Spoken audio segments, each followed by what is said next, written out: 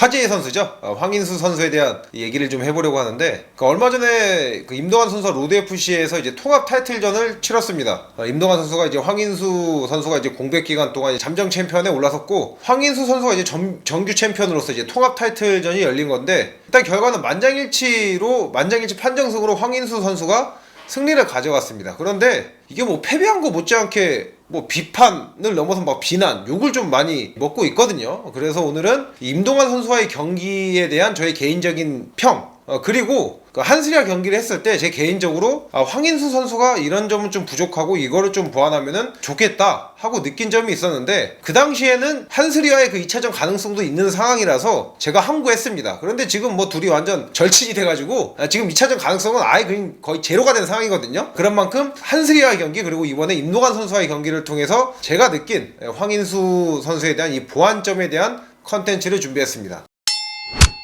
그러니까 이번 경기 임동환 선수와의 경기 좀 아쉬움을 토로하는 분들이 많습니다. 뭐 아쉬운 부분은 저도 인정을 해요. 왜냐면은 경기력이 황인수한테 기대하는 그런 화끈함이 나오지 않았기 때문에 좀 아쉽다, 이거는 제가 인정을 하는데, 이게 판정이 좀 이상하다 이런 얘기가 나오거든요. 황인수가 이거 졌다, 아니면 이거 무승부로 가서 연장 갔어야 되는 경기다, 이런 평가가 꽤나 은근히 많습니다. 근데 얼마 전에 제가 말씀드린 뭐 앙칼레프나 페레이라 경기 같은 경우에는 제가 이 판정에 동의하지 못하는 의견은 아니지만은 이 의견을 가지신 분들이 어떤 마음인지 이해는 됐거든요. 근데 저는 이게 황인수 선수 경기가 황인수가 졌다 혹은 이거 비겼다, 이 의견은 솔직히 좀 이해가 되진 않습니다. 결국에는 황인수 선수가 이 경기에서 들고 온 전략 자체가 실리주의 전략이었어요. 임동환 선수가 황인수 선수 경기 기준으로 전적이 6승 7패로 전적이 좋진 않습니다. 엄밀히 말하면 전적이 나쁜 선수인데, 최근 경기 기세가 좋았어요. 최근 4경기가 3승 1패고 2연승 중이었거든요. 그리고 최근 거둔 3승 모두 KO승, 그중에 2개는 1라운드 KO였습니다. 이것만 보더라도 임동환 선수의 화력이 굉장하다는 걸 알 수가 있는데, 또 황인수 선수가 원거리 핀포인트 타격의 강점이 있는 만큼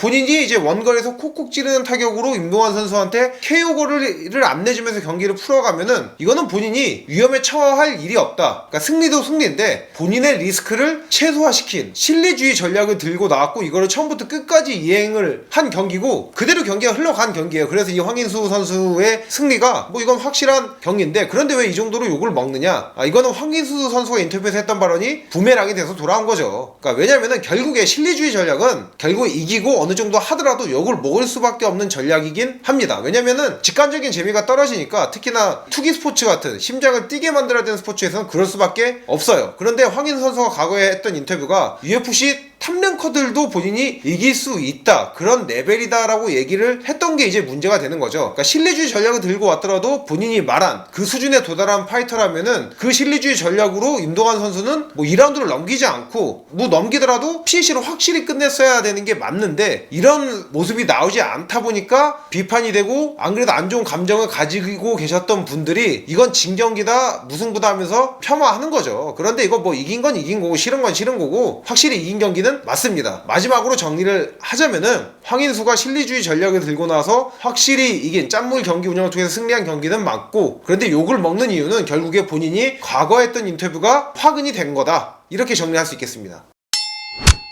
결국에 황인수 선수가 인기를 끌고 가장 좋은 퍼포먼스를 낼 때 시그니처 부분은 바로 엄청난 묵직한 주먹과 기묘한 박자에서 나오는 이 뒷손 스트레이트였죠. 근데 이게 요새 잘 안 통합니다. 한스리와 경기 때도 잘 안 통했고, 임동환 선수와의 경기 때도 잘 안 통했는데, 이게 결국에는 황인수 선수도 전적이 쌓이고 분석할 경기 형성이 많아지면서 상대방들이 황인수 선수의 특히나 한 방 맞고 갈 수 있는 이 스트레이트 펀치에 대한 대비를 하고 오니까 맞지 않는 건데, 그래도 좀 깊게 생각해보면은 뭐 UFC 월드클래스 파이터들을 보면은 다 시그니처 무브가 있고, 이거를 알고도 이 상대방들이 당한단 말이죠. 근데 탑레벨의 선수들이 상대하는 선수들이 바보도 아니고 결국에 똑같이 탑레벨끼리 경쟁을 하는데, 알고도 맞추는 기술은 왜 맞출 수가 있냐, 왜 성공할 수 있느냐, 그 기술을 맞추기 위한 이 셋업 과정, 이 속임 동작 빌드업 과정이 있기 때문에 맞출 수가 있는 겁니다. 근데 황인수 선수가 최근 경기들을 보면은 확실히 이 빌드업, 이 셋업 과정이 좀 부족해요. 쉽게 말씀드려서 본인의 좀 큰 타격을 맞추기 위해서 이 속임 동작이라든지 밑에 깔아주는 이 동작들이 좀 부족하거든요. 그러다 보니까 황인수 선수가 감각적으로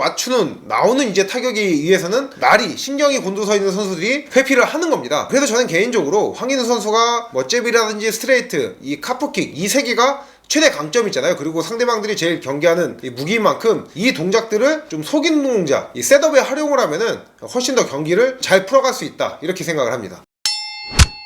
최근 경기들 보면 다 아시겠지만 너무 타격 위주로만 경기를 풀어가려고 해요. 결국에 MMA는 제가 항상 얘기를 하는 거지만 모든 영역에서 본인이 공격적인 무기가 있어야 됩니다. 그리고 실제로 황인수 선수가 과거 인터뷰에서 했던 게, 사람들이 자기를 단순 타격가로만 평가를 하는데 자기 그래플링도 잘한다, 많은 사람들이 고평가하는, 또 강점이라고 평가하는 본인의 타격이 어느 순간은 벽에 박혀서 잘 성장하지 않는 답답한 느낌이 들었었는데, 오히려 그래플링은 그런 막힘없이 계속해서 실력이 급성장을 해서 오히려 그래플링에 대한 재미를 많이 느꼈다, 이런 얘기를 했을 정도예요. 그리고 경기 때 보면은 그래플링 상황에서 밸런스가 꽤나 좋거든요. 그런데 김한슬 전도 그렇고 임동환 전도 그렇고 그래플링을 수비적으로만 활용을 합니다. 특히나 황인수 선수가 임동환 선수와의 경기, 김한슬과의 경기를 보면은 어쨌든 간에 펀치를 치다 엉키는 과정이 많이 나오거든요.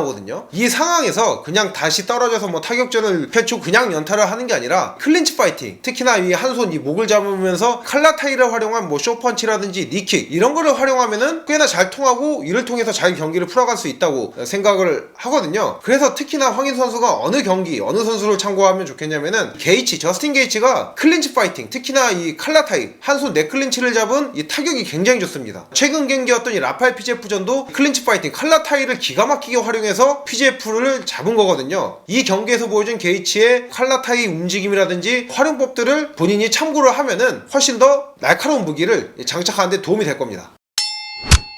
그리고 이제 마지막으로 제가 좀 장착해야 하면 좋겠다 싶은 무기가 바로 스탠스 전환, 시프팅 스텝입니다. 그러니까 임동환 선수와의 경기에서 이제 사우스포로 간간히 서는 모습을 보여줬거든요. 이 실전에서 어느 정도 그래도 반대 스탠스, 사우스포로 서는 모습을 보여줬다는 거는 연습 때도 좀 활용을 많이 하고 스파링 때 연습상에서 많이 쓰는 걸 알 수가 있고, 어느 정도 본인이 이제 탑재가 되어 있다는 걸 알 수가 있는데, 근데 단순히 스탠스를 전환해서 이 스탠스를 유지하면서 싸우는 게 아니라 요새 MMA에서 많이 쓰이는 이 시프팅 스텝, 뒷발이 왼발 앞으로 전진하면서 뭐 사우스포로 전환하면서 크게 따라가는 움직임이라든지, 아니면은 백스텝을 밟을 때 앞발이 뒤로 빠지면서 아이 스탠스를 전환하면서 거리를 효과적으로 벌리는 이런 스텝을 쓰면 좀 좋을 거라고 생각이 되거든요. 황인수 선수의 시그니처 부분인 쭉 밀고 들어가는 스트레이트, 이때 뭐 상대방이 멀리 도망친다 하면은 바로 뭐 뒷발도 전진하면서 거리를 크게 따라잡으면서 효율적인 거리와 각을 또 먹을 수가 있고, 또 그리고 황인수 선수가 또 아웃파이팅도 이 거리감도 좋잖아요. 그래서 본인이 빠질 때도 이 시프팅 스텝을 활용해서 크게 빠지면서 스탠스를 전환하고 각각 거리를 벌리면은